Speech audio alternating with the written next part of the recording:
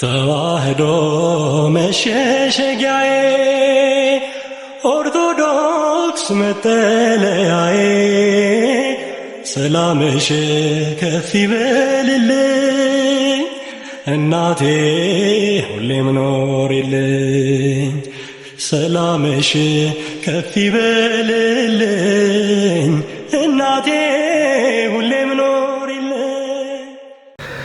ጤና ይስጥልኝ። እንደምን ሰንብታችኋል አድማጭ ተመልካቾቻችን? ይህ የቢኒያም ሽታዬ ፍቅረ ኢየሱስ ኦፊሻል የዩቲዩብ ቻናል ነው። ባክ ቱ ዘ ኦሪጂን። ቢኒ በድጋሚ እንኳን አደረሰ።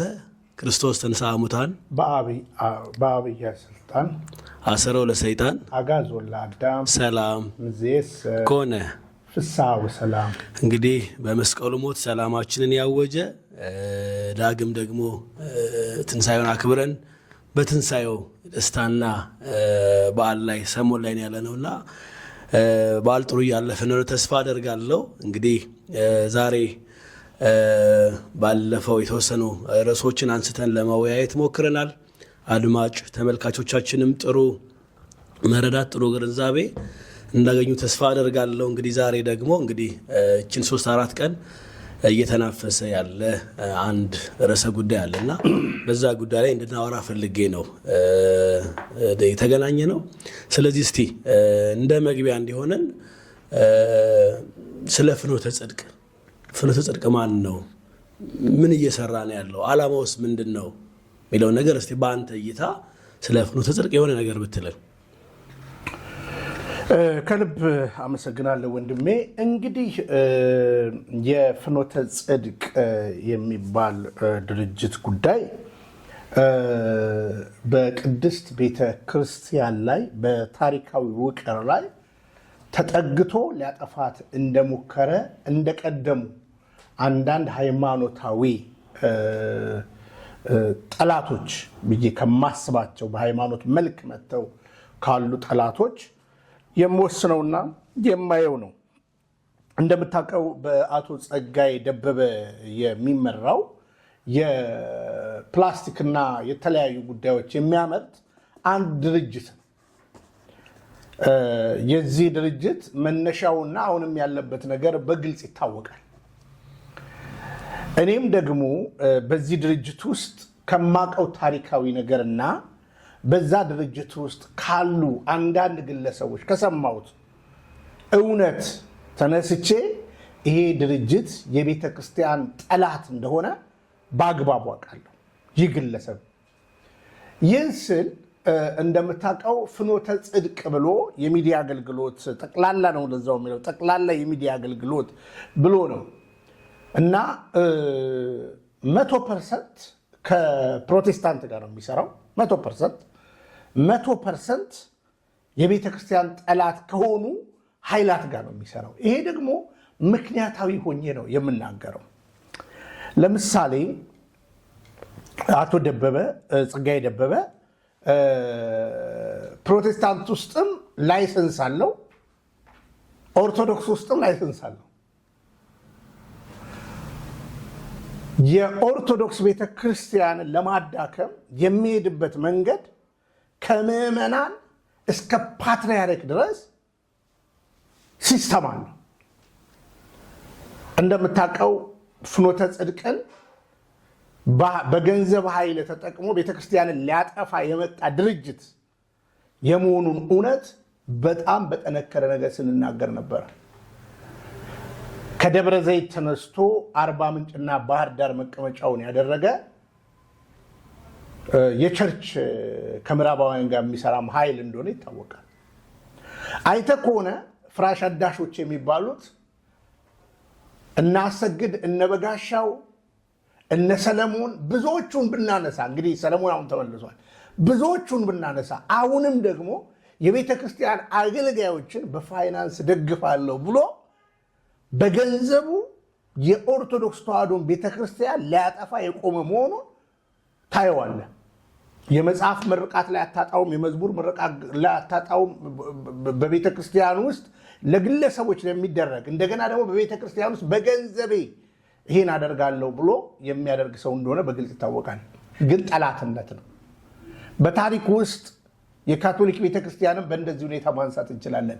መልካም ለማድረግ መጥቶ መልካም በሚመስል መጥቶ ለቤተክርስቲያን የቀኖና ጥሰትን አስቀምጦ የሄደበት የታሪካዊ ውቅር በአደባባይ ይታወቃል። በቅርብ ጊዜ የተነሱ ሐሳቦች ስላሉ ጸጋዬ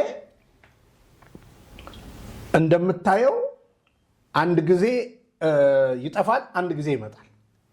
ከዛ ይመጣና በድፍረት ነው በሊቀ ጳጳሳት ፊት 2 ቢሊዮን ብር ሰጥተናቸዋል ብሎ ይናገራል። እንዲህ ነን ብለው ይናገራሉ በድፍረት። አስበከዋል? ይሄ 2 ቢሊዮን ብር እንዴት ገባ የት ገባ የሚለው ኦዲት እንዲደረግ ከመንግስት ጋር ለማያያዝ የሚደረግም ጥረት እንደሆነ በግልጽ ይታወቃል።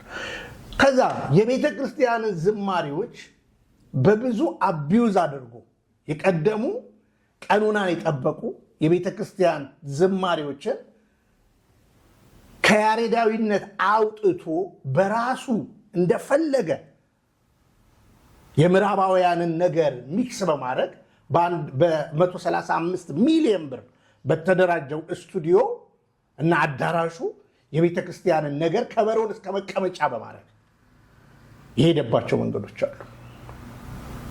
ከበሮን እስከ መቀመጫ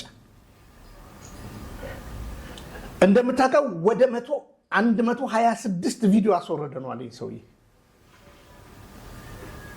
ችግሩ ግን ምንድነው?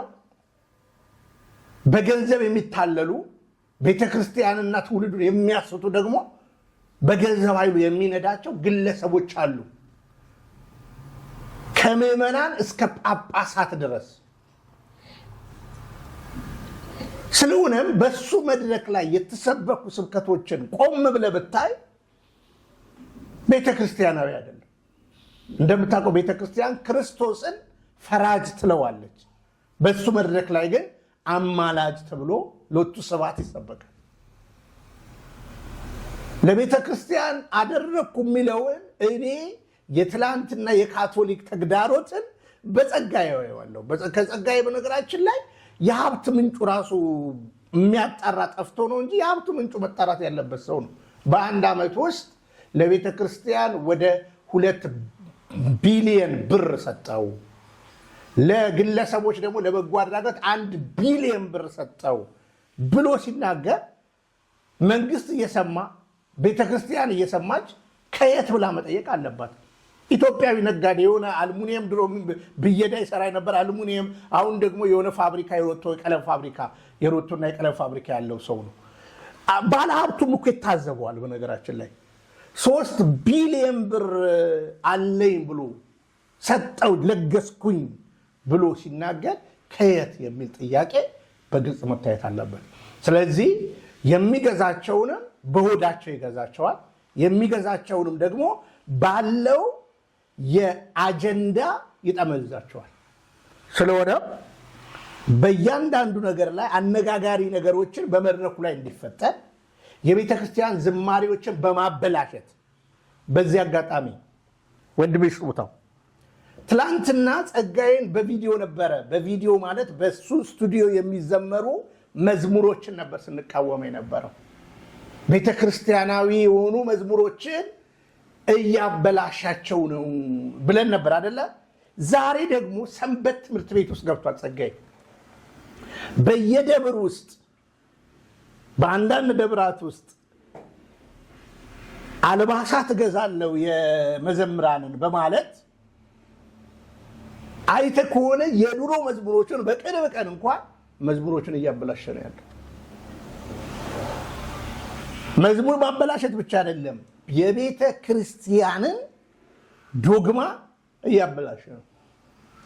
ስለሆነ የጸጋዬ ጉዳይ ከምዕመናት አንስቶ እስከ ሊቀ ጳጳስ እስከ ፓትርያርክ ድረስ የሚያስት መንገድን እያደረገ እንዳለ ይታወቃል። ጸጋዬ ያልተመለሰ ልጅ ነው። ቢንያም ደግሞ በፍጹም የተመለሰ ልጅ ነው። ጸጋዬ ዛሬም በሁለት ላይሰንስ ይጫወታል። አንድ በኦርቶዶክስ አንድ በፕሮቴስታንት ናዛሪን በሚባል ላይሰንስ ይጫወታል እዛ።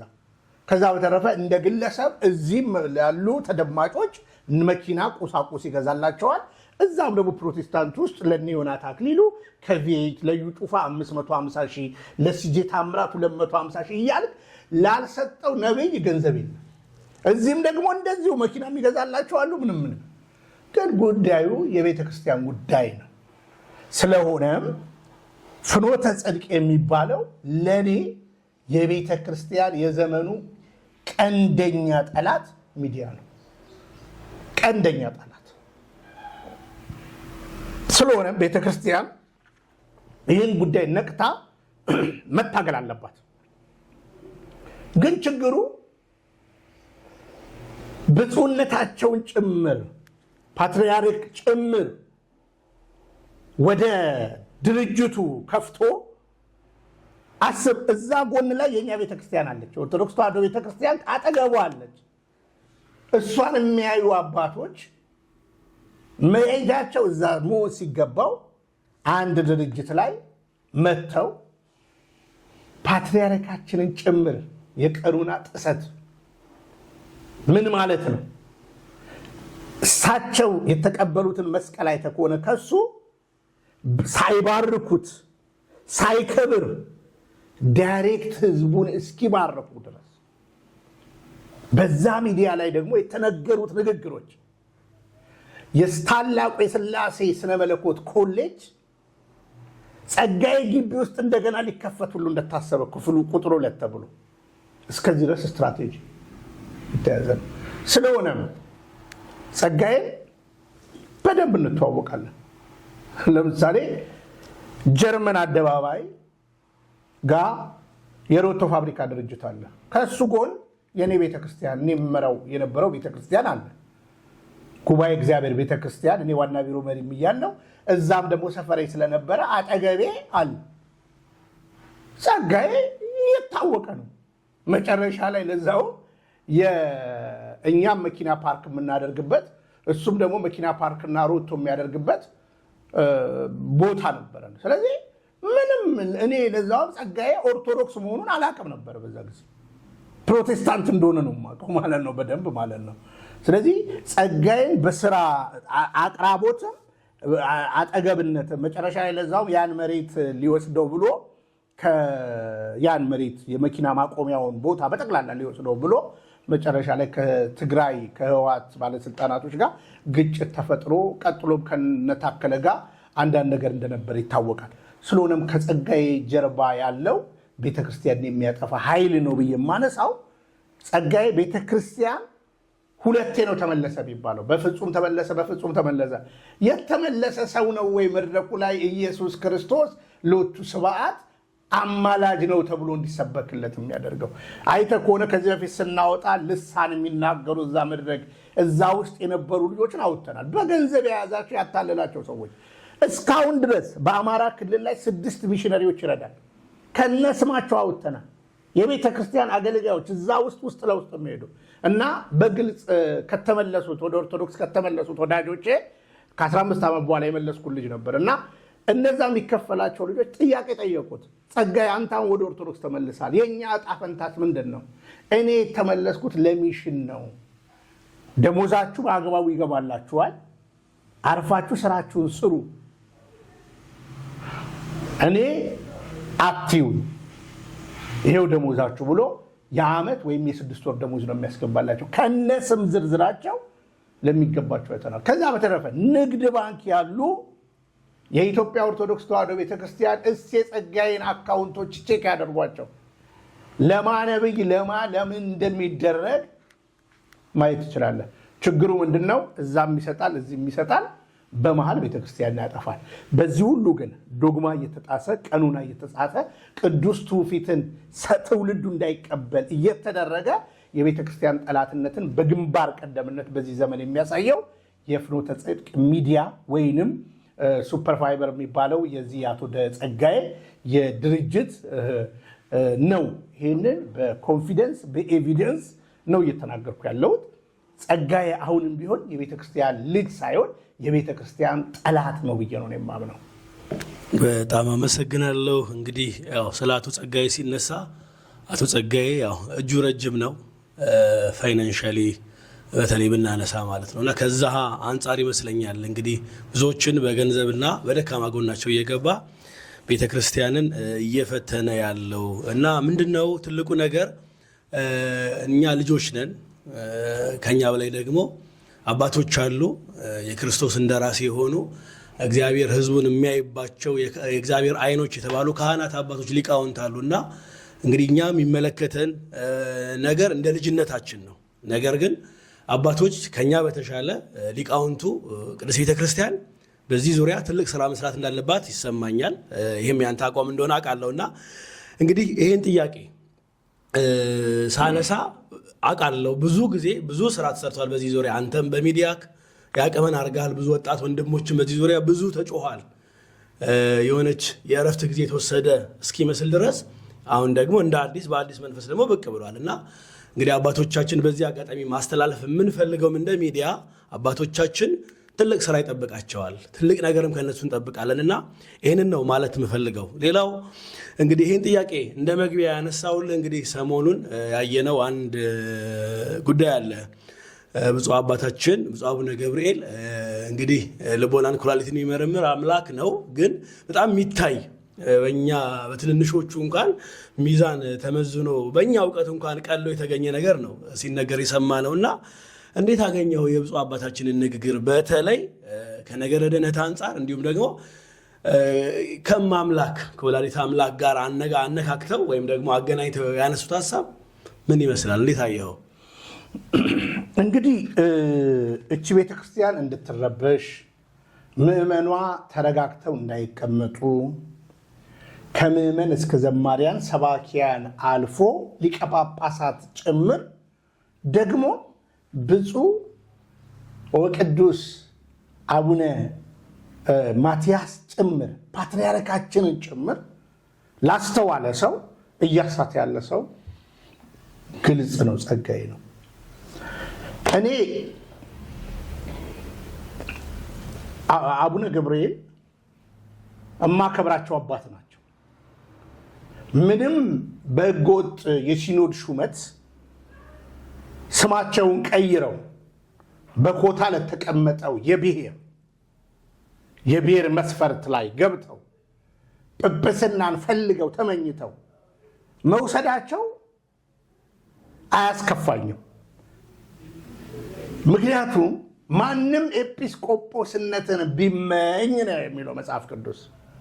መልካም ነው። መልካም የሚለው ለገንዘብ አይደለም፣ ለጥቅም አይደለም፣ ከሰማዕታትነት ጋር የተያዘ እውነት ነው። ስለዚህ እኛ አባትን አይታቸው ከሆነ የተመረጡት ለኦሮሚያ ክልል ሀገረ ስብከት እንዲያገለግሉ በውጭ ሀገርም የመጣባቸው ተቃውሞን ከዚህ በፊት ታስታውሰዋል። መልካም ቤት ውስጥ ሌላ በነ ጸጋዬ የምንፍቅና አዳራሽ ላይ ሌላ እስታንድ የሚያስቀይር ምንድን ነው? ኤጲስቆጶስነትን የሚመኝ አባት ለሰማዕታትነት ነው፣ ለእውነት ነው፣ ልጆቹን ለመምራት መንጋውን። ለዚህ ነው መጽሐፍ ሲናገር በሐዋርያት ሥራ ምዕራፍ 20 ቁጥር 28 ላይ በገዛ ደሙ የዋጃትን የክርስቶስን ቤተ ክርስቲያን ለራሳችሁና ለመንጋው ተጠንቀቁ።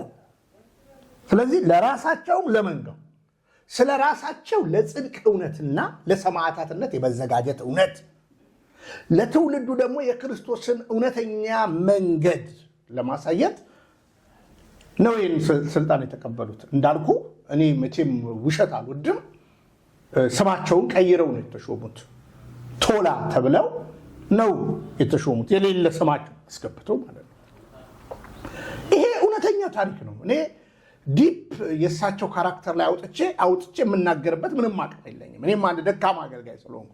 ይሁንና ግን ሰው በፍሬው ይመዘናልና ብፁዕ ቅዱስ አቡነ አብርሃም የቅዱስ ሲኖዶሱን ውሳኔ ተገደን ነው የወሰንነው፣ የቀኑና ጥሰት ተደርጎ ነው ብለው እስከ መናገር ድረስ ደርሰዋል ማለት ነው። ይሄ ህዝብ ነው። ስለዚህ በእንዲህ ሁኔታ የተሾሙ ጳጳሳት ከዚህም የባሰ ነገር አጥፍተዋል፣ ያጠፋሉ፣ እያጠፉም አለ ብዬ ነው የማምነው። ለምን? የቤተ ክርስቲያን ፍቅር ስላይደለም ያመጣቸው ብዬ እንደ አንድ ንጹህ ኦርቶዶክስ ምዕመን ሐሳብ አነሳለሁ። መልካም። እኛ አባት በፍኖተ ጽድቅ ላይ አሁን ሁለተኛቸው ነው የኑፋቄ ትምህርት ሲያስተምሩ አይተህ ከሆነ በዛ ጊዜም አንስተን ሰርተናል። የቤተ ክርስቲያን ትምህርት ያይደለ ትምህርት አንዳንድ ጳጳሳትም ቁጭ ብለው እያስተማሩ አሉ። ክርስቶስ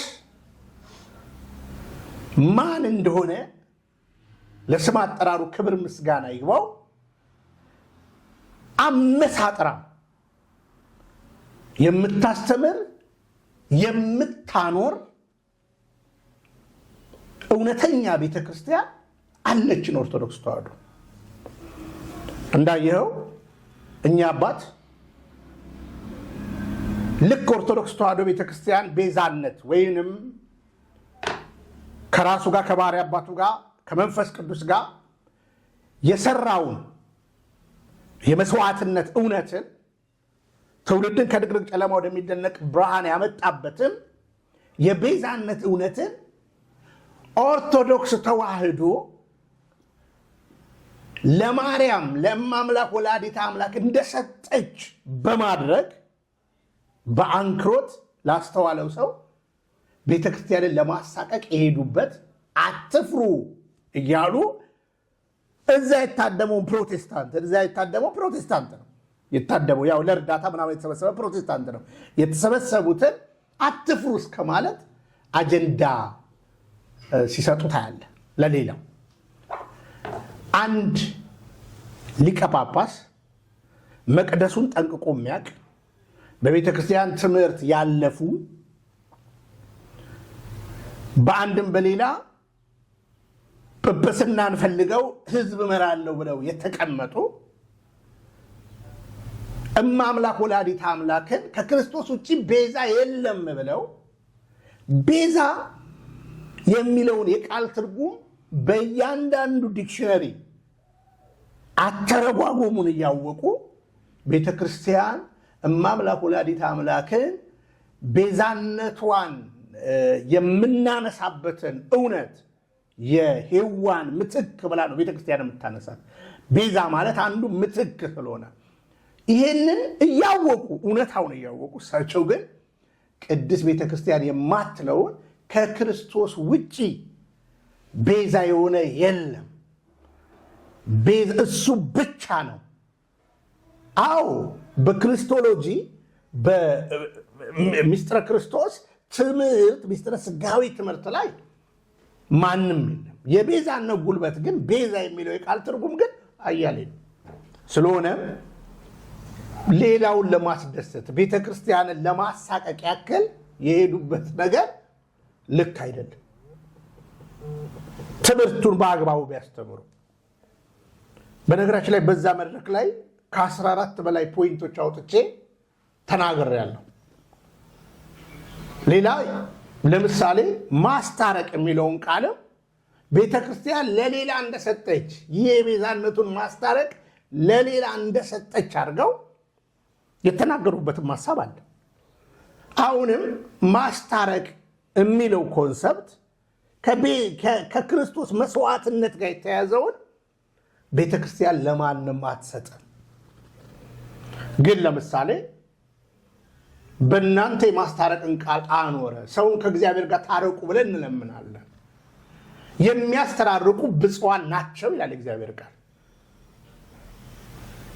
ስለዚህ የተሰጠንን የታዘዝነውን ማስታረቅ ልክ ሌላ የሚሰዋ አድርገው ቤተክርስቲያን እማትለውን ፍራሽ አዳሾች እንደሚያወሩት ያው ፍራሽ አዳሽ መድረክ ስለሆነ ይህን ነገር በማሳየታቸውና በማንጸባረቃቸው በጣም በጣም እናፍራለን። ሶስተኛ ኦሪት ገዳይ ናት የሚል ቃል ተናግረዋል። በጣም የሚያሳፍር ንግግር ከአንድ ሊቀ ጳጳስ ኦሪት ገዳይ ናት ኦሪት ምን አጠፋች? የሞት አገልግሎት ይላታል። ምን ማለት ነው? ከመስዋዕት ጋር የተያዘ ነው። ለምሳሌ 10ቱ ትእዛዛት የት ነው የምናገኘው? ኦሪት ላይ ነው። ስለዚህ ኦሪት ተሽሯል ብሎ የኦሪት ሕግን የማጥላላትና የማድፋፋት እንደ አንድ ኦርቶዶክሳዊ ስለ ኦሪት የተነገሩ ንግግሮች ግልጽ ናቸው። የተሻረ አለ። ለምሳሌ ግርዘት በጥምቀት የተሻሩ አሉ። ዓይን ላጠፋ ዓይን የሚሉ መሰል ነገሮችን የተሻሩ አሉ። ደግሞ የጸኑ አሉ። ራሱ ጌታ ሲናገር እንዲህ ተብሎ ተጽፎ እንደሆነ ታውቃላችሁ፣ እኔ ግን እላለሁ ብሎ ያጠነክራቸው አሉ። ባሉበትም ይሄዱ አሉ። ለምሳሌ እናትና አባትን አክብር። ትእዛዛቶቹ የጠነከሩ አሉ፣ ባሉበት የጸኑ አሉ፣ የተሻሩ አሉ። ኦሪት ገዳይ ናት። እንግዲህ እንደምታውቀው እጅ ቅድስት ቤተክርስቲያን ኦሪትና ብሉያትን አሰባጥራ ለትውልዷ የምታስተምር ቅድስት ቤተክርስቲያን ነች። ስለዚህ በኦሪትም ላይ የተናገሩት ንግግር የቤተክርስቲያን ትምህርት አይደለም። መሰል ጸድቀናል የሚል ቃል ተናግረዋል። እንጸድቃለን የሚለውን ጸድቀናል፣ ከፍታ ላይ ወጥተናል፣ አብበናል። ይሄ የፌዝ ሙቭመንት ንግግሮች። ሌላው እኛ አባት በግልጽ መጽሐፍ ቅዱስ ከጌታ ጎን የተሰቀለውን በማመኑ ብቻ በእምነት ብቻ የሚል ትምህርትን ያሳዩበት ነገር አለ። በእምነት ብቻ የሚል አልፎ ተርፎ ደግሞ በጣም የማፍረው በዚህ ነገር ውስጥ በጣም የሚከብድ ንግግር የቤተ ክርስቲያንን ከዚህ በፊት እንግዲህ በቅዱስ ትውፊት እንደምታውቀው ቤተ ክርስቲያን ይህ ሰው ክርስቶስን ያገኘበት ቦታ አለ ብላ በቅዱስ ትውፊት ያስቀመጠችው ትምህርት አለ። አዎ እውነት ነው። እሳቸው ግን ዝም ብሎ ወሬ አትስሙ፣ የትም አልተገናኙ፣ ቃል በቃል እስከ ማጣጣል ይህን ነገር የሄዱበት አንግላል። ስለዚህ እኛ አባት መጽሐፍ ቅዱስ ብቻ የሚለውን ትምህርት ነው ይዘው እያስተማሩ ያሉት። ስለዚህ ይሄ ሰው ከክርስቶስ ጋር በቀኝና በግራ የነበሩት የወንበዴዎች ታሪክ በቅዱስ ትውፊት ጭምር የተቀመጠ እውነት እንዳለ ይታወቃል። ይህንን ግን አትቀበሉ፣ የሚወራው ውሸት ነው ብለው ቃል በቃል የቅዱስ ትውፊትን የማጣጣል ስራ ሰርተዋል። ይሄ ከራሳቸው አንደበት ይታያል። ስለሆነ በዚህ መድረክ ላይ ገና ከዚህ የባሰ እንጠብቃለን። ቤተክርስቲያን አባቶች ሃይ ካላሉ ደግሞ በእውነቱ ለመናገር የአባታችንን ትምህርቶች እያንዳንዱ ተነስተው በቤተክርስቲያን ሚዛን ሲመዘኑ የቤተክርስቲያን ሳይሆን የፕሮቴስታንት ስብከት ላይ ሰበኩት። ለምሳሌ በመጋደሌና በመጽዋቴ እድናለሁ ብለህ አታስብ የሚልም ቃል ሲናገሩ ታያለህ። አታስብ እንደዛ። እኛ እምነትና ምስጢራትን መፈጸም በሚለው ትምህርታችን ከስራ የተለየ እምነት የሞተ ነው። መጋደላችን ከደምና ከስጋ ጋር አይደለም። እያንዳንዱ የቤተ ክርስቲያን ትምህርት ሲወጣ መጽሐፍ ቅዱሳዊ ኤቪደንስ አለ። ስለዚህ እኛ በስራ ብቻ እንጸድቃለን ብላ ቤተክርስቲያን አታስተምርም። በእምነት ብቻ እንጸድቃለን ብላ ቤተክርስቲያን አታስተምርም። ምስጢራትን በመፈጸም ብቻ እንጸድቃለን ብላ አታስተምርም። ቤተክርስቲያን በእምነትና ምስጢራትን በመፈጸም ሰው የዘላለም ሕይወትን ማግኘት ይችላል። እንዴት? ድነናል፣ እየዳንን ነው፣ እንድናለን። የጸና እርሱ ይድናል። ስለዚህ የከበረው የእግዚአብሔር ቃል እንደሚያወራው መዳናችሁን ዕለት ዕለት ፈጽሙ እንደሚል የክርስትና ጎዳና የሚፈጸም ነው። በተጋድሎ ያለ ሕይወት ነው። በጽድቄ በገድሌ በትሩፋቴ እድናለሁ ብለው እንደ ኩራት የሚናገሩ የእግዚአብሔር ልጅ ደም የዘነጉና የረሱ ብዙዎች አሉ። በነገራችን ላይ የክርስትና ሕይወት በምጽዋትም የታጀለ ነው። ለምን ብትል መጽሐፍ ቅዱስ ሲናገር ታምሜ ጠይቃችሁኛል፣ ታርዤ አልብሳችሁኛል፣ ተጠምቼ አጠጥታችሁኛል። ይሄ የታዘዝነው ትእዛዝ ነው፣ እንጠየቃለን። ተረዳይ። ስለዚህ እሳቸው ግን በገንዘቤ ልክ ፍራሽ አዳሾች የሚሏት ንግግር ማለት ነው፣ በመጽዋቴ በምኔ እድናለሁ ብለህ ምናምን ይላሉ። እና እኛ በዚህ እንድናለን ብለን አይደለም እየተናገርን ያለ ነው። በነገራችን ላይ ይሄ የአንድ ክርስቲያን በህይወት ውስጥ ፕሮሰስ ስለሆነ ክርስትና ይሄንን የማድረግ ግዴታ አለብን። ስለዚህ ከስራ የተለየ እምነት የሞተ ነው። ስለዚህ ፕራክቲካሊ ነው ክርስትና እንጂ እኛ በስራችን ብቻ እንጸድቃለን የሚል የቤተክርስቲያን ትምህርት የለም። ይሄንን ለማድፋፋት እና ማትነውን ለማለት አያሌ ኢሾች አንስተዋል። እንዳልኩ ቅድም በጣም በሚገርመው በነገራችን ላይ ማምላክ ወላዲተ አምላክ ቤዛዊት ዓለም ተብላ ስትጠራ በምትክነት ከተነሳ ኮንሰፕት ነው። ታውቃለህ አይደለ?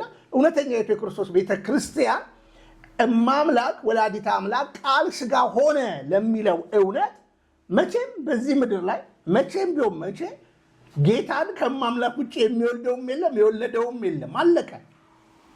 ስለዚህ ይሄንን ቁርኝት ግን ከትውልዱ ልብ ለማውጣት ቤተክርስቲያን ማትለውን ደግሞ የማትሰጠውን ክብር የማታደርገውን ነገር ህዝቡን ለመበረዝና ህዝቡን ለመረበሽ ቤተክርስቲያን ማትለውን ትላንትና በመሪጌታ ነኝ ባዮች ሰባኪ ነን ባዮች በሚነሳ ነገር አሁን ደግሞ በጳጳሳት ደረጃ እንዲህ አይነት ነገር ሲነገር ብሎ አንዳንዱ ይዘናጋል። ከዚህ የተነሳ ነው ሶሻል ሚዲያው ርብርብ ውስጥ የገባው።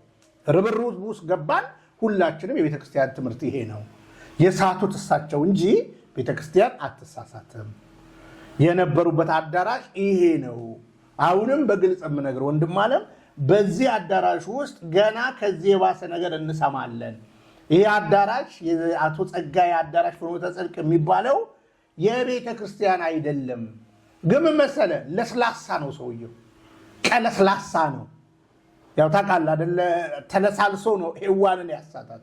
ቤተክርስቲያንን በእንዲያክል ነው። አይተህ ከሆነ ብዙ የሚዲያ እንትኖች ይሰራል፣ ግንባታ ሰራለሁ ይላል ምናምን። ግን እኔ አየኔ ድሮ ሌባ ስለነበርኩኝ ሌብነትን ስለማቀው አሁን ከየት አመጣ ብላ ቤተክርስቲያን መጠየቅ ነበረባት። ይሄን ሰውዬ 2 ቢሊዮን ብር ሰጠዋችሁ 1.8 something ቢሊዮን ብር ሰጠዋችሁ ሲባል ልጅ ከየት አመጣ ነው ይሄን ብር የምትሰጠን ብለው የመጠየቅ ግልጽ ነገር ነበርና ሌሎች አባቶችንም ማሳስቶ ያውቃል።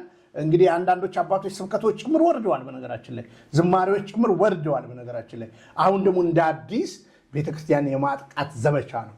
ከዛ በተረፈ እንደምታውቀው የዚህ ሰውዬ አጀንዳ በደንብ ለምሳሌ በጨረቃው ጳጳሳት ጊዜ ነገሮቹን ስታብሊሽድ ካደረገ በኋላ እሱ ከሀገር ወጥቷል። በነገራችን ላይ ፋይናንሱን ስራውን ከሰራ በኋላ ማለት ይሄ በእርግጠኝነት ነው ነገር ማለት ነው። ስለዚህ ቤተክርስቲያን በእንደዚህ አይነት ነገር ላይ ሚዛናዊ ነገርን አይታ የሰውየው አንተም ገንዘብም ጥፉ አይደለም የሚለው አንተም ገንዘብም ጥፉ ጌታን ራሱ እኮ ዲያብሎስ ሊፈተነው የመጣው እኮ በገንዘብ ነው።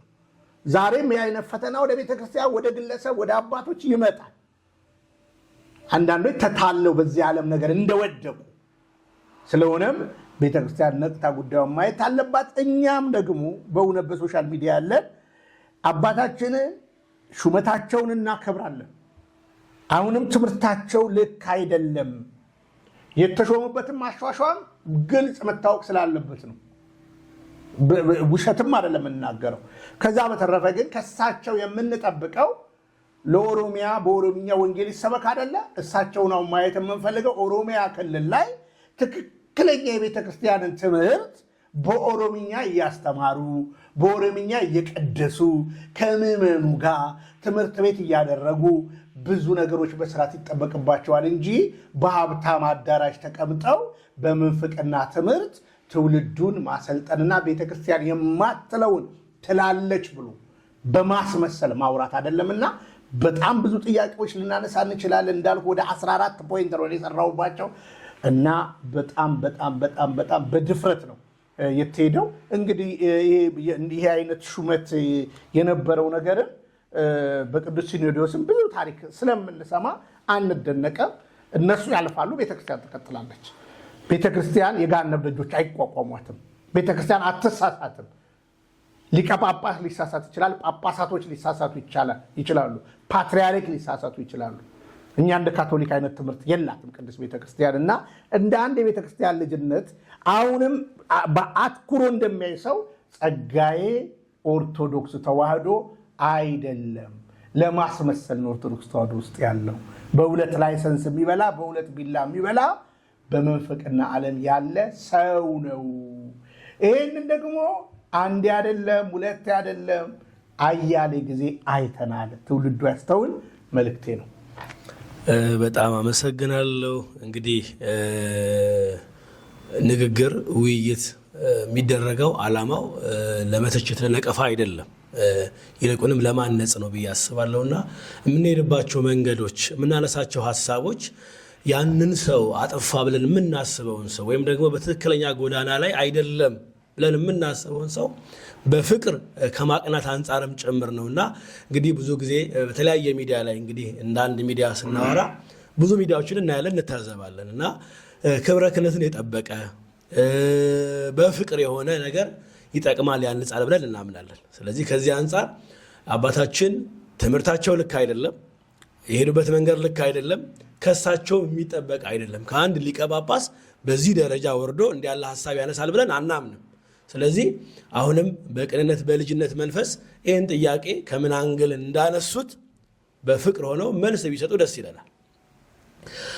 አይ የሚባል ነገር ከሆነ ደግሞ ከቅዱስ ሲኖዶስ ወይም ደግሞ ከሊቃውንቱ ጉባኤ የሆነ ነገር እንጠብቃለን ብዬ ተስፋ አደርጋለሁ። ግን ትልቁ ነገር ምንድነው? ቃልህ እውነት ነው አይደለም የሚለው?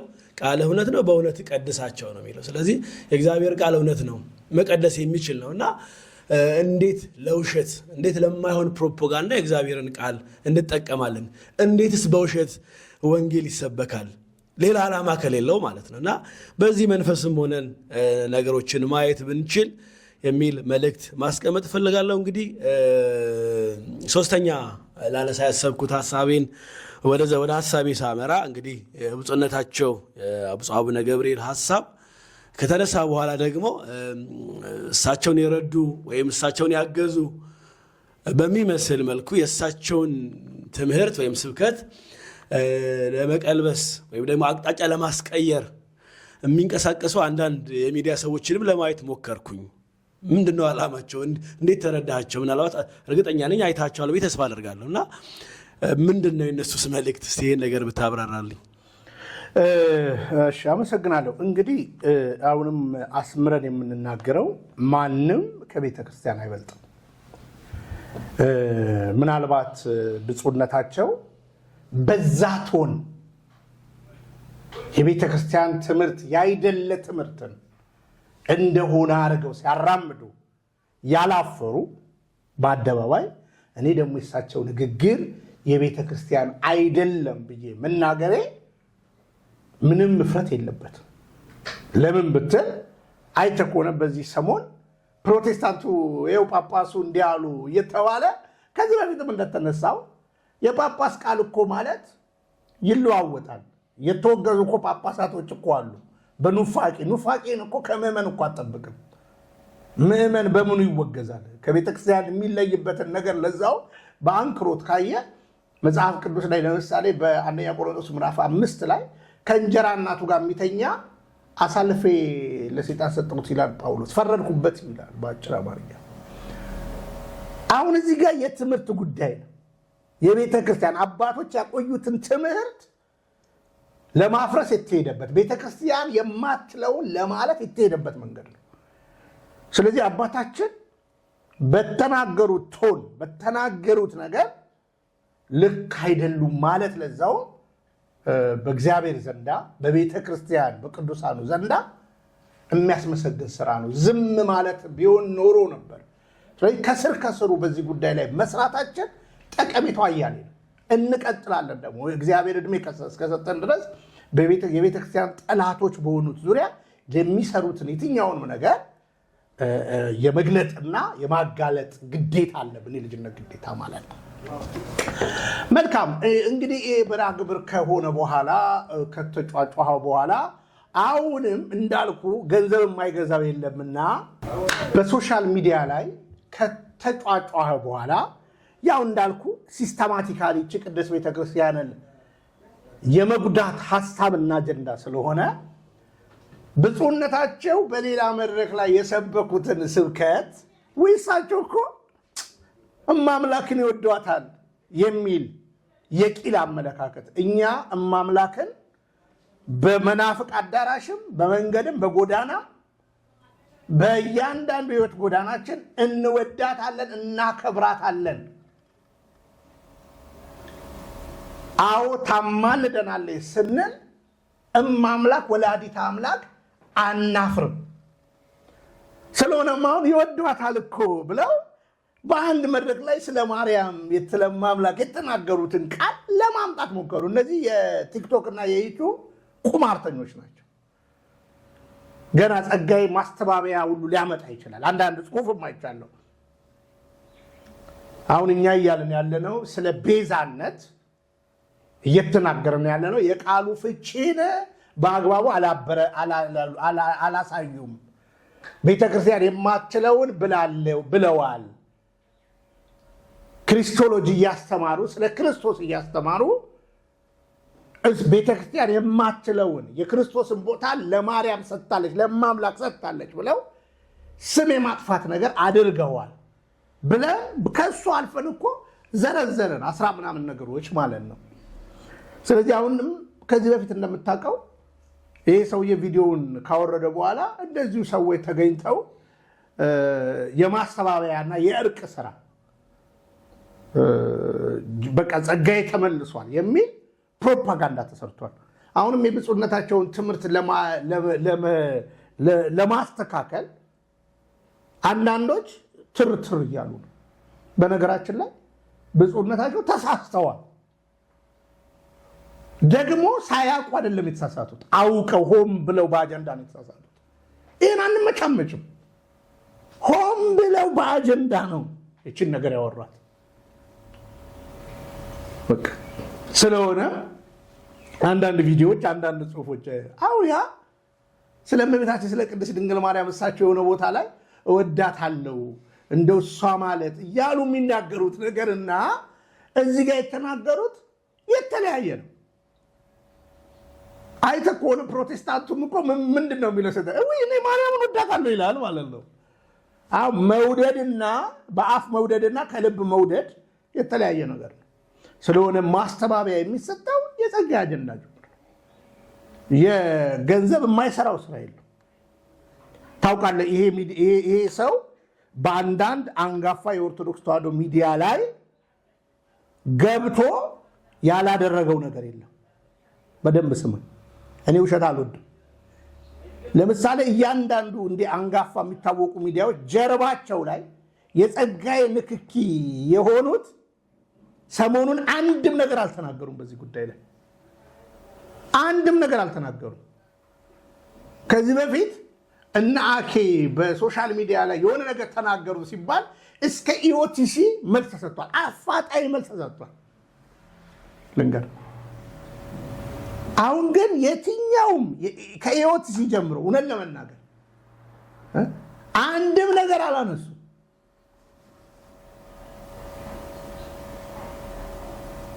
አንድ ሌላ ጸጋዬም የገነባው ሚዲያ አለ። ኢቲ አርት ነው ምናምን ነገር የራሱ ነው። በነገራችን ላይ ጀርባው አንድም ትዝብት ውስጥ ነው የምንገባው። ማንም ከቤተክርስቲያን አይበልጥም። እንዳልኩ እኔ ወደዚህ ቅዱስ ቤተክርስቲያን የመጣሁት እውነተኛይቱ የክርስቶስ ቤተክርስቲያን ነች ብዬ አምኜ ደግሞም ታምኜ ለመኖር ነው የመጣሁት። ስለዚህ የምናገረው በቤተክርስቲያን ትምህርት ነው። ስቃወም በምክንያት ነው። ስደግፍ በምክንያት ነው። ሕሊናዬን ደግሞ በማይረባ ቅራቅንቦ ማንም ሊለጉሞ አይችልም። ስለዚህ ዝምታው በዚህ ጋር ታያለ፣ ማስተባበያ በዚህ ጋር ታያለ ማለት ነው። ስለዚህ አሁን መሞገት በግልጽ አንዳንዶች በአዲስ ኪዳን እኛው ቤዛ ክርስቶስ ብቻ ነው፣ እኛው እሱን ነው እሱን መቻጣ ነው 365 ቀን ቤዛ የሆነበትን ታላቅ ሚስጥር እንዲያው በጸጋ የሚለው በማመን በመቀበል ሚስጥራትን በመፈጸም እያደረግን አለን አይደለም እንዴ? ያንን ቤዛነት ቤተክርስቲያን ለማንም ሰጥታ አታውቅም። ቤዛ የሚለው ትርጉም ግን ለኢየሱስ ብቻ ነው የተሰጠው የሚለው ነገር ልክ አይደለም። የቃሉ ትርጉም በኢትዮጵያ መጽሐፍ ቅዱስ ማህበርም ባለቃ ክፍሌ መዝገበ ቃላትም ልክ አይደለም። ስለዚህ ማስተባበያ ይሰራል። እንዳልኩ ዝምታ አንዱ ከባድ ነገር ነው፣ ማስተባበያ አንድ ከባድ ነገር ነው ማለት ነው። ግን ልንገርህ ስለማምላክ ወላዲተ አምላክ ቢንያም እመቤታችን ቅድስት ድንግል ማርያምን እማምላክ ወላዲተ አምላክን የምወዳት በምልጃሽ ድረሽልኝ የምላት የምማጠናት የምለምናት ለምኝልኝ የምላት ለክብሯ የሚመጥነውን ክብር የምሰጣት ወደድክም ጠላህም ለራሴ ነው። ወደድኳት፣ አከበርኳት፣ የሚገባትን ክብር ሰጠዋት ለራሴ ነው። ለራሴ ጥቅም ነው። ለምን እናቱን ጠልተ ልጁን ወደዋለሁ ማለት ትችላለህ? ለሌሎች የክርስትና ዳንቅራ ሆነዋል። የማትለውን ልክ አሁን አይተህ ከሆነ የማትለውን በማለት ነው አልዳነችም፣ የማትለውን በማለት ነው በገንዘብ የፕሮጀክት ገንዘብ የሚሰበሰበው። አሁን እኛ ምንጭ ማድረቅ የሚባል ስራ እየሰራን ነው። እውነቴን ነው የምነግርህ፣ ትልልቅ አባቶች አሉ እና በዛ የተነሳ የፕሮቴስታንት ምንጮች ወደ ኢትዮጵያ የሆኑ ምንጮች ጋር ኦርቶዶክስ ተዋሕዶ ቤተክርስቲያን ይህቺ ናት ብለን እያሳየን ነው። አንዳንዱ ባለፈው እንደነገርኩ $250,000 ኦርቶዶክስን ቀርጾ ሰርች አድርጎ ይዞ ሄዶ እዚህ እኮ አልዳነችም ብሎ ገንዘብ ይበላበት ነበር። አሁን ደግሞ እቺ ነች ቤተክርስቲያን የክርስቶስ ድናል የዳነች እንዲህ አይነት ቤተክርስቲያን አይተን አናውቅም፣ ለዚህ ሪሰርች ገንዘብ ያስፈልጋል ተብሎ $250,000 የበላ ፓስተር አለ። እኛ እሱን አይደለም የምንፈልገው፣ ገንዘቡን አይደለም፣ እውነቱ ይውጣ። ቅድስት ቤተክርስቲያን የማትለውን ትላለች የሚሉ የናጡት ነጋሾች አሉ። ከምዕመናት እስከ ሊቀ ጳጳሳት ወደፊትም ይኖራሉ አሉ ነበሩ። ግን እውነቱን እናገር፣ ኦርቶዶክስ ተዋሕዶ ቤተክርስቲያን አውቀዋት በድፍረት በመንግስት በንዋይ ተታለው በዓለማዊ ነገር ተታለው የሚያደርጉትን ዲስኩር በትንንሽ የሆነ ነገር ማጥፋት አይቻልም፣ ማስተባበል አይቻልም። አንደነቅም። የንግስ ቀን ቆመው እማምላክ ወላዲተ አምላክ ሲሉ አንደነቅም። ፕሮቴስታንትም ማርያምን ወዳታለሁ ነው የሚለው፣ ቃል በቃል እንደዚህ ማርያምን ወዳታለሁ። አንድ ሙስሊም ወደውና ማከብረው ሰው ሲናገር ሰምቻለሁ። ማርያምን ወዳታለሁ ሲል ገብቶ ተረድተ ነው የምትወዳት? አፍ ላይ ነው የምትወዳት ወይስ ተረድተ ይሄ በግልጽ አማርኛ ሜሪዮሎጂ እሷ የአምላክ እናት ነች ወላዲተ አምላክ ነች ብለህ ተረድተ ከልብ የእሷ ምልጃ ዛሬ ያዋጣኛል፣ አዎ ትማልድልኛለች፣ ልጇን ትለምንልኛለች ብለህ ተረድተ ነው ወይስ አስገኘች በሚለው ቀላል ቃል? በነገራችን ላይ እኔም ብኖር ላስገኝ እችላለሁ የሚሉ ደፋሮች እንደሚያወሩት እድሉን እንዳገኘች የሆነ ሰው እንዳገኘው አይነት ወይስ በአምላክ ሕሊና ቀድማ የታሰበች ዘር ሆና የቀረች በሕፃንነቷ በቅዱስ ፊት እንደተቀመጠው በመቅደስ ተቀምጣ እሱን ከወለደች በኋላ የተንከራተተች በእስራኤል ታላላቅ ቦታዎች ላይ የተንከራተተች፣ በግብፅ በተለያዩ ቦታዎች የተንከራተተች ወላዲተ አምላክ እማምላክ እሱ ከሰማይ ሰማያት ወረደ እንደምንለው ሰይፍ በልብሽ ያልፋል ተብሎ እንደተናገረው ስምዖን አምላክን ወልዳ የምድር ፈጣሪን ወልዳ ያን ሁሉ ነገር ያየች ሰይፍ በልቧ ያለፈ ደግሞ የፕሮቴስታንት መስራች ጭምር እንደሚናገረው ዛሬ ከልጇ ጋር አለች ብሎ ሁሉ ተርጭምር የሚናገረው እንዲህ ብለን እናምናለን።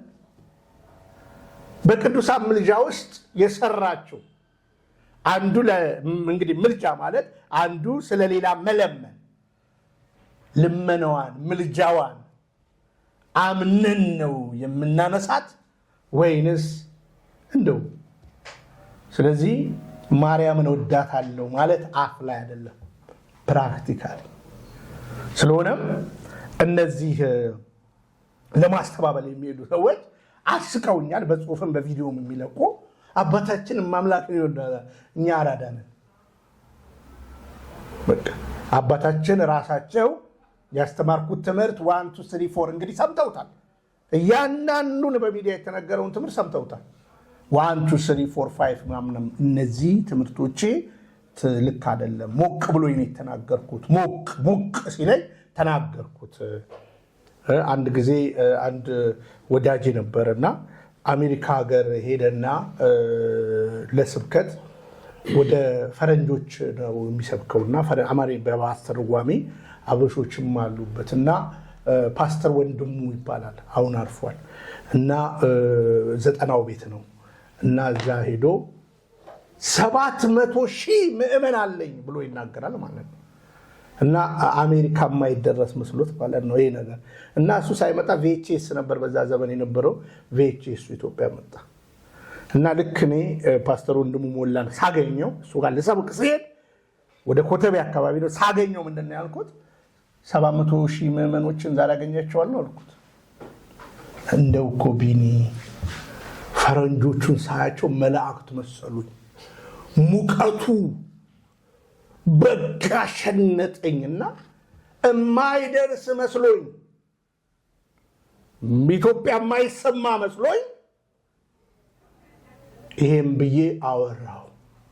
አባታችንም የማይሰማ መስሏቸው አውርተውት ከሆነ ትምህርታቸው ትልቅ ሙፋቄ ነውና ሰምተነዋል። እንደ ትንሽ የቤተ ክርስቲያን ልጅ መልስ እንሰጣለን። ቤዛ የሚለው ትርጉም ልክ አይደሉም። ለክርስቶስ ብቻ አልተሰጠም። የትኛው የማስታረቅ በቀራንዮ መስቀል ላይ የቤዛነት ጉልበትን ማንም ቤተ ክርስቲያን ደግሞ እንዲህ ብላ የስህተት ትምህርትን አታስተምር። ማምላክ ወላዲተ አምላክ የቤዛነቱን ነገር ተሻምታለች ወስዳለች ብላ ቤተ ክርስቲያን አታስተምርም። አንድ ነው በቀራንዮ መስቀል ላይ የሞተልን። መላእክት አያድኑም ሁሉ ብለ ተናግረዋል። ከአንድ ሊቀ ጳጳስ መላእክት አያድኑም የሚል ስብከት ስሰማ በጣም ከባድ ነው። መላእክት ያድናሉ። እንኳን መላእክት የሰው ልጅም እኮ በሕክምና ያድናል። ስለዚህ ሶዞ መዳን ያድናል የሚለውን በግልጽ ማስተማር ይሻላል እና ለተናገሩት አያሌ ጥፋትና አያሌ ስህተት ይሄው አደባባይ ላይ ወጥቷል። እኛም ደግሞ እንደ ልጅነታችን ክህነታቸውን አክብረን ነው እየተናገረን ያለ ነው። ለጸጋዬ ግን አንደራደርም። ገና ነገርኩ እኮ ከምዕመን እስከ ሊቀ ጳጳስ ያሳተበት ነገር በአደባባይ አለ። ሌላ በዚህ ቅድስት ቤተክርስቲያን ስነ መለኮት ትምህርት ቤቷን እሱ ጋር ለማስቀመጥ ሁሉ ብራንች ለማድረግ የሄደበት አለ። ከጀርባ አጀንዳ አለ። የዚህ ሰው የሀብት ምንጩ ይጣራ። እውነት ለመናገር እኮ ይጣራ ነው። ከየት መጣ? በአንድ ዓመት ውስጥ ለልገሳ 3 ቢሊዮን ብር ሰጠው የሚል ከአንደበታቸው የወጣ ቃል አለ። እናስገባዋለን እና ይሄ ውሸት መገለጥ አለበት። ቤተክርስቲያን ማትለውን ትላለች ብሎ ስም የማጥፋት ነገር ልክ እንደ ፍራሽ አዳሾቹ ነውና ቤተክርስቲያን ይህን ነገር አትልም። የቃሉ ትርጉምን መሰል እንግዲህ 2 ቀን በዚህ ጉዳይ ሰርተናል። ይሄ እውነትን ትውልድ ይረዳ ብለን ነው ዛሬ እንግዲህ አገልግሎት የጀመርነው። ቢኒ በጣም አመሰግናለሁ። ጥሩ ቆይታ እንዳደረግንም ተስፋ አደርጋለሁ። እንግዲህ ያው በጥያቄዎቻችን መካከል ሁለት ነገር ማስቀመጥ ፈለግኩኝ። የመጀመሪያው የቅዱስ ዳዊት ሀሳብ ነው። የቃል ፍቺ ያበራል የሚል ቃል አለ እዚህ መዝሙር 118 ላይ እና እንግዲህ ቀላሉ ነገር ምንድነው? ፍቺውን መፈለግ ነው። ስለዚህ ፍቺ ያለውን ቃል ወይም ደግሞ ከአንድ በላይ ትርጉም ላለው ቃል ጠንቃቃ መምህር ወይም ደግሞ አስተማሪ ወይም ደግሞ ተጠያቂ የሆነ ሰው በዚህ ያለ ደረጃ እታች ላለው ምዕመን መጠንቀቅ ቢችል ኖሮ እንዲህ ያለ ሁኔታ ውስጥም ዛሬ እኛም ባልደከምን ነበርና የቃል ፍቺ ያበራል እንዳለው ፍቺውን ትርጓሜውን እግዚአብሔር ይመስገን ቤተክርስቲያን ከእውቀት አልጎደለችም። ብዙ ሊቃውንት አሏት፣ ብዙ መጽሐፍት አሏት፣ ብዙ አንድምታዊ ትርጓሜዎች አሉና ከዛ አንጻር መታየት ቢችል ኖሮ ዛሬ እኛም በዚህ ርዕስ በዚህ ሰዓት ባልተገናኘን ነበር። ሌላው የቅዱስ ጴጥሮስ ሐሳብ ነው። ምንድነው ቅዱስ ጴጥሮስ የሚለው? የእግዚአብሔር ቃል፣ የእግዚአብሔር ሐሳብ፣ ትንቢት፣ የመጽሐፍ ቅዱስ ሐሳብ በስጋ የመጣ አይደለም። አባቶች ምንድነው የሚለው? በመንፈስ ቅዱስ ተመርተው ተናገሩ። ስለዚህ መጽሐፍ ቅዱስ ላይ ያለው ሐሳብ፣ ቤርሳያን ጋር ያለው ሐሳብ ከመንፈስ ቅዱስ የሆነ ነው። ስለዚህ ማንም ለስጋ ሊተረጉሙ አይችልም። ማንም ለፖለቲካ ዓላማ ሊያውለው አይገባም። ወይ ደግሞ የሆነ ሰው የሆነ ጥቅም ፈልጎ የእግዚአብሔርን ቃል መነሻ አድርጎ ስጋዊ ነገር ሊጠቀምበት ወይ ሊያገኝበት አይገባምና እንግዲህ በእንዲህ ያለ መንፈስ የሚደክሙ ብዙ አሉ፣ ሆዳደሮች ለሆዳቸው ያደሩ። ስለዚህ ብዙ ማንሳት ይቻላል። ዓላማችን ያ አይደለም። ማነጽ፣ ማስተማር፣ ማንቃት፣ መጠየቅ ስለሆነ ምናልባት በዚህ መንፈስ ሰሚውም ተመልካቹም አጥፊውም ማየት ቢችልና መረዳት ቢችል ለማለት ያክል ነው። እንግዲህ ቢኒዬ ዛሬችን ጥያቄ እንድናነሳ ስለፈለግኩን ያገኘሁና ጥሩ ቆይታ እንዳደረግን ተስፋ አደርጋለሁ። እግዚአብሔር ቢረዳን፣ እግዚአብሔር ቢያግዘነው በሌላ ርዕስ በሌላ መርሃ ግብር እንገናኛለን። ስለሰጠን ጊዜ እጅግ አድርጌ አመሰግናለሁ። ከእኛ ጋር የቆዩ አድማጭ ተመልካቾቻችንም በቢኒያም ሽታ ዩቲዩብ ስም ከልብ አመሰግናለሁ። እግዚአብሔር ያክብርልኝ። እኔም በእግዚአብሔር ስጥልን ስለነበረን ጊዜ ከልብ አመሰግናለሁ። ሰላም እግዚአብሔር ከሁላችን ጋር ይሁን። አሜን። ተዋህዶ መሸሸጊያዬ፣ ኦርቶዶክስ መጠለያዬ፣ ሰላምሽ ከፍ ይበልልኝ እናቴ ሁሌም ኖሪልኝ። ሰላምሽ ከፍ ይበልልኝ እናቴ ሁሌም